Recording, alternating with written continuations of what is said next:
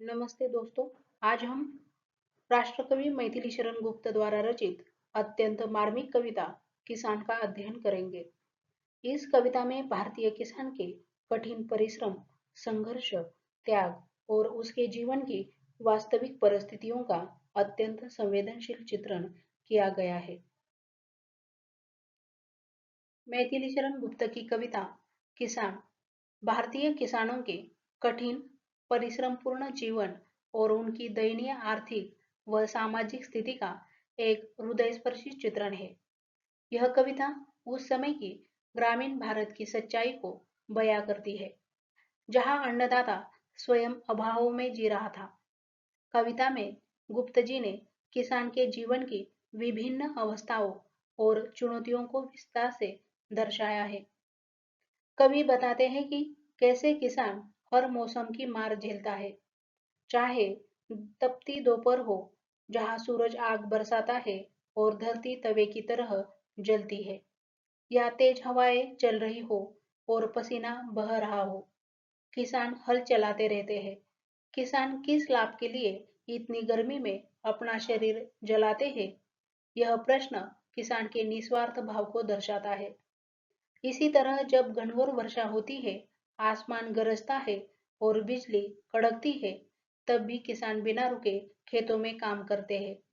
वे विश्राम नहीं लेते, अर्थात उनका जीवन अभावग्रस्त और अनवरत श्रम से भरा है। कवि सर्दी की अंधेरी रातों का भी जिक्र करते हैं, जब बाहर निकलना भी मौत के समान लगता है और शरीर ठंड से कांप रहा होता है। ऐसे में भी किसान खेतों में आग जलाकर जागते रहते हैं।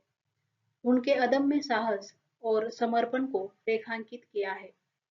कविता का सबसे मार्मिक पहलू किसान की आर्थिक स्थिति का वर्णन है। हेमंत ऋतु में आकाश भले ही बादलों से घिरा रहे या वर्षा ऋतु की रातों में शरद का चंद्रमा हंसता रहे, किसान को अपनी फसल का उचित लाभ नहीं मिल पाता।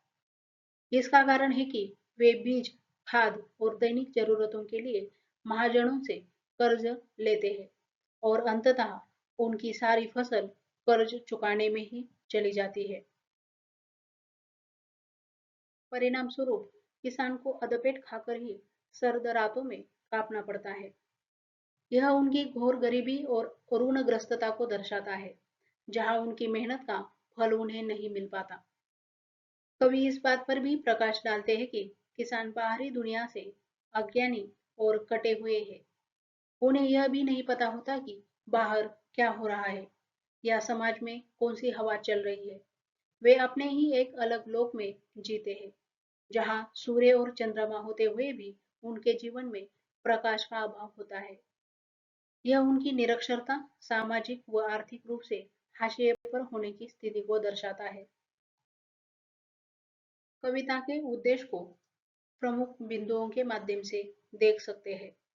उनमें से प्रथम है किसानों की दुर्दशा को उजागर करना, द्वितीय है समाज को संवेदनशील बनाना, तृतीय है शोषण के विरुद्ध आवाज उठाना और चतुर्थ है राष्ट्रीय चेतना जगाना।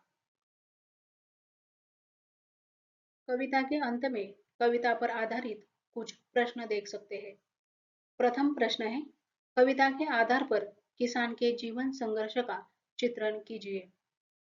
द्वितीय प्रश्न है, किसान का देश के प्रति योगदान बताओ। तृतीय प्रश्न है, कवि के अनुसार किसान को किन समस्याओं का सामना करना पड़ता है। चतुर्थ प्रश्न है, किसान कविता का मुख्य संदेश क्या है। पांचवा प्रश्न है, वर्तमान समय में किसान कविता का स्थान स्पष्ट कीजिए। इस प्रकार से किसान कविता यहाँ पर समाप्त हो जाती है। धन्यवाद।